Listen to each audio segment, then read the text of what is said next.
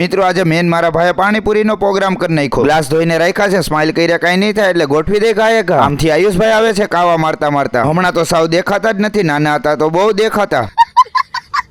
ઈ કે એવું નથી ભાઈ. મેં કીધું તો કેવું છે ભાઈ? તો ઈ કે એક્ઝામ ચાલુ છે ભાઈ. તો કુછ ઓર ही समझ रहा था. આયુષભાઈ આવ્યો હોય ને પાણીપુરીનો પ્રોગ્રામ ન કરીએ એવું બને એટલે કહી દઉં છું લેતા આવે. હવે વિડીયોના ક્લિયરિટીમાં કઈ ફેરફાર થયો છે કે નહીં તો મને કહેજો. જાય છે ભાઈ પાણીપુરી લેવા પણ ચાવી ખીચામાંથી કાઢી લઈને હા નીકળી ગઈ છે. शर्म है कुछ?